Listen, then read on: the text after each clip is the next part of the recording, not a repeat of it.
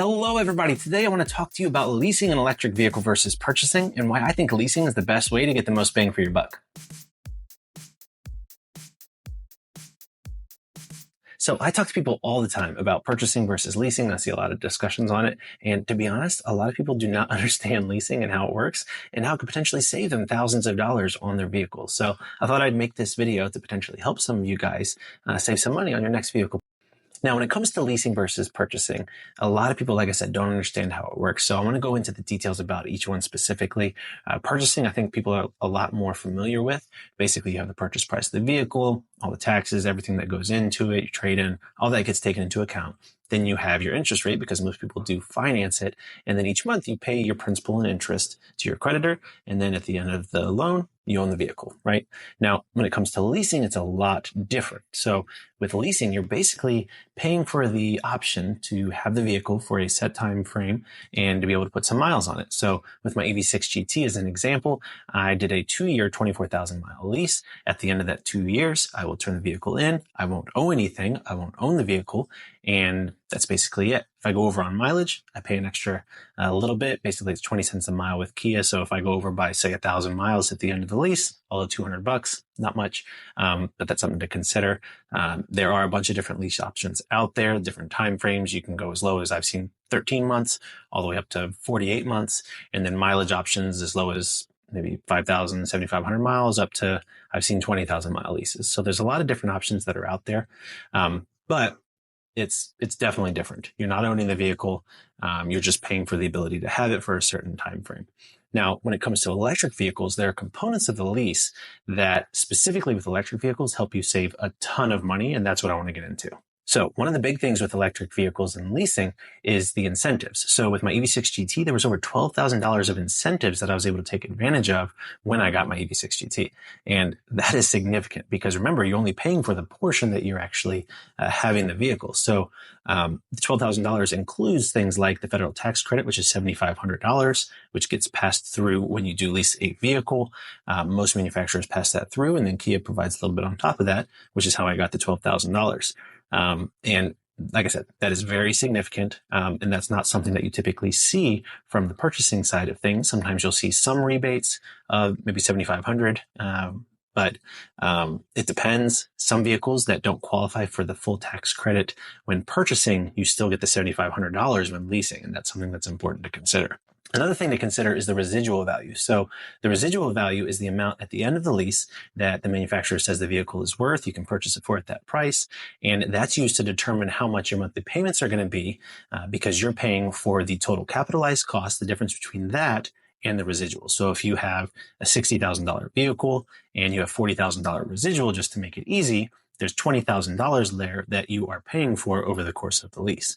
And with electric vehicles, it seems that manufacturers are keeping the residuals high to lower the monthly payments, maybe to incentivize leasing, because, like I said, the residuals are very high for basically all the EVs that I've seen out there.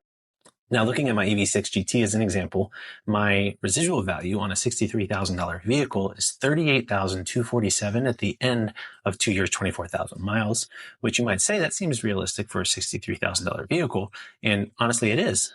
But then you got to take into account the incentives, the fact that most people don't pay MSRP for EVs, because realistically for the $63,000 vehicle, maybe you pay $60,000 for the vehicle, then you take into account the $12,000 in incentives, all of a sudden it's a $48,000 vehicle with $38,000 residual, and that's pretty high. And that's something that really impacts the monthly payments. And to illustrate this, I decided to check out Carvana because a lot of people I know get really great offers from Carvana. I had a follower reach out to me recently. They had a pretty high offer on their Ioniq 5. So I decided to see what would Carvana give me for my EV6 GT right now. And with my car right now, I still have 18 months left in my 24-month lease. With my car right now with 7,200 miles, Carvana would only give me $35,600.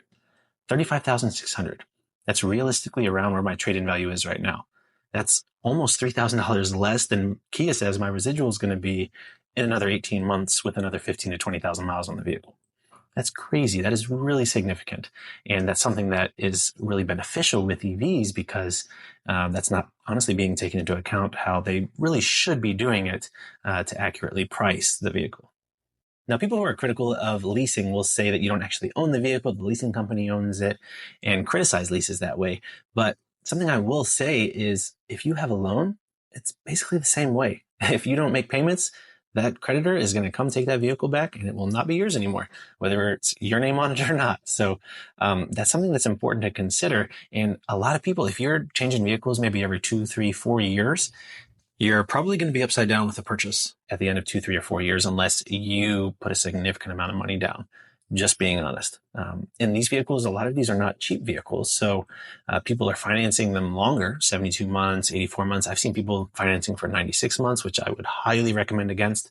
But when you finance for longer time frames, you're much more likely to be upside down, especially at the end of, like I said, 2 to 4 years. So that's something that's important to take into account. And I know a lot of people, especially automotive enthusiasts, would prefer to own vehicles or at least have them in their name as opposed to leasing, because then you can modify them.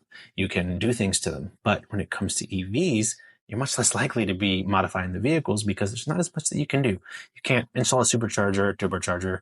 You can't change the exhaust. You can't do a cold air intake. You can't install a high performance clutch or a limited slip or that type of thing. There's much less that you can do or that you actually honestly kind of want to do with an EV. There's just not that many options that are out there. So that aspect of it and being able to modify your vehicle doesn't really apply to EVs like it does with combustion engines.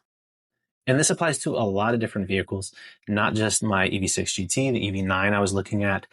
You can lease an EV9 for roughly $400 a month less than you can purchase it, which is substantial. And that's something that is really important to consider. And it's not just for Kia vehicles either, or Hyundai vehicles. Chevrolet's got some really awesome lease deals out there on their EVs. I know Lucid has some really great lease deals out there. Polestar has some really great lease deals out there. It's honestly across the board with EVs. So if you are looking at getting an EV, by all means, have the dealership, whoever you're working with, run the numbers based off of leasing. Even a Tesla. You can lease a Tesla for significantly less than you can purchase a Tesla. And that's important to consider. So anyway, I hope this video was helpful. I hope that sharing this information with you is helpful because I'm somebody who I have an automotive background. I sold cars for a year a while back. I have a finance degree. I understand numbers. So I just wanted to be able to share this information with you guys and potentially, like I said, help you guys save some money. So if you like the video, be sure to hit that like button. Don't forget to subscribe for more videos. Thank you guys for watching, and I will see you in the next video.